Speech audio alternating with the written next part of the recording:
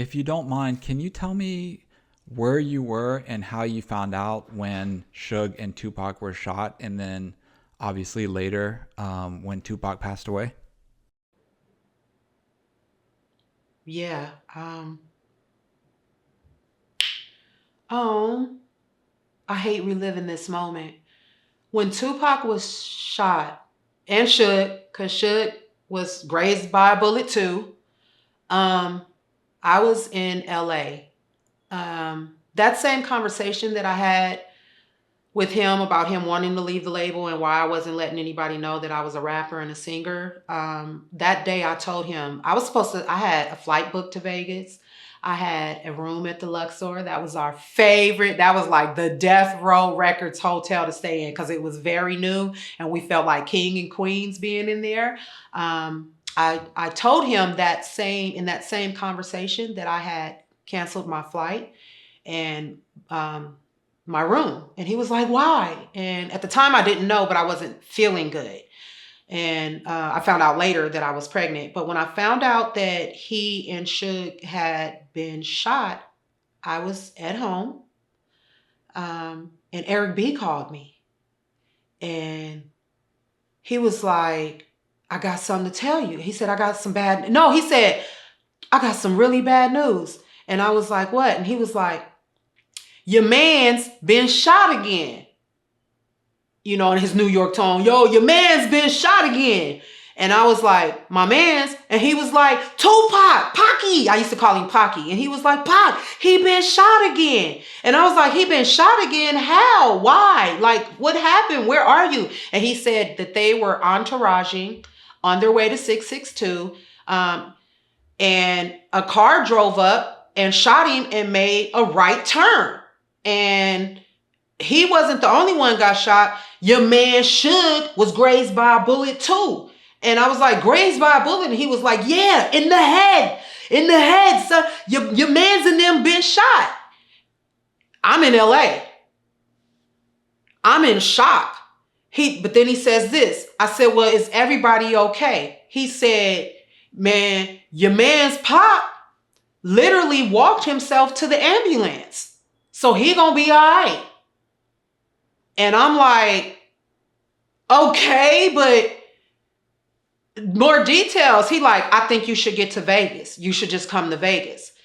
So the next morning after getting that phone call, I jump in the truck. Eric B had a truck that he drove, a big gas Suburban, and Isis and I drove beeline to Vegas. And we were there. So he got shot on Saturday. We got there Sunday night, and we were there literally until late Thursday night, early Friday morning. And then Afeni had a meeting with everyone. We kept going to the emergency room and at the hospital every day, and we saw the fans, and Tupac's health just started deteriorating that week. And I was getting sicker and sicker by the day. And all of us, the outlaws and everybody, like, we weren't really eating. We weren't drinking water. We were just kind of hanging out near the ICU, which was close to the emergency room at that hospital in Las Vegas. And, just kind of holding vigils and stuff like that. We just weren't really taking care of ourselves because we just wanted him to get better. Um, and then Thursday, Afeni called a meeting letting us know that the doctors pretty much said that he was going to be brain dead. He had suffered a few heart attacks and a bunch of seizures. And if she kept him alive, that he would have no brain activity, and that she had made the decision to let him go. This was on Thursday. I'll never forget that it was Friday the 13th when she took him off life support. So Thursday, September 12th, is when Afeni gave us that speech. And as we became emotional and angry, especially the Outlaws, because, you know, they were really young and full of energy and nobody wanted her to do that, it was almost like he spoke through her and calming us all down and accepting that he wouldn't have wanted to live like that.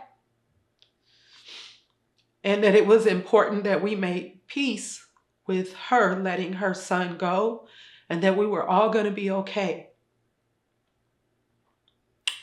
And it pretty much calmed everybody down. And that night I went back to the Luxor Hotel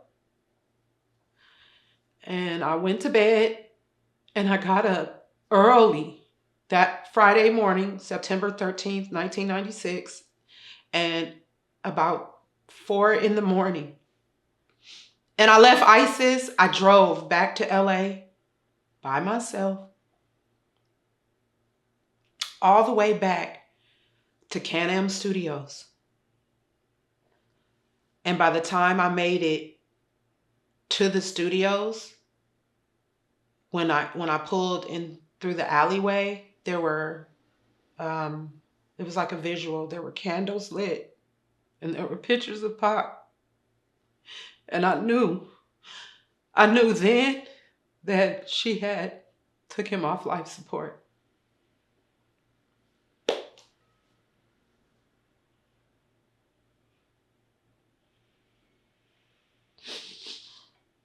Still hurts. It still hurts to this day. Like, I was so young, it still hurts. And I went home. I didn't even go inside of Can-Am Studios. I didn't even go home actually because I was feeling so bad and I had a funny feeling that I might be pregnant. I went to a clinic and I got a pregnancy test. And it was like on the same day a life was taken and a life was given because I found out I was pregnant with little Eric. And then I went home.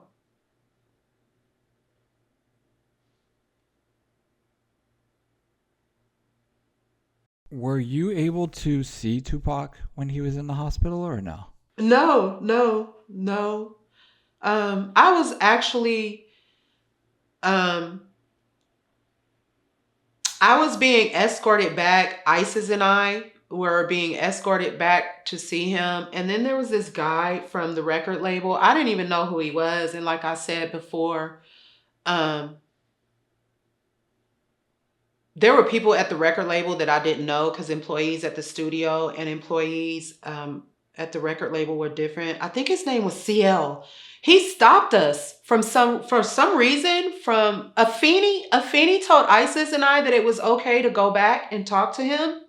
And because that's all you could do. I mean, I think he was in an induced coma because his injuries were so bad so that he could heal. They put him in an induced coma. But, you know, when people are in comas, it's important, they say, that they hear voices of people that they know and love. So Afeni cleared us to go back and see him and talk to him.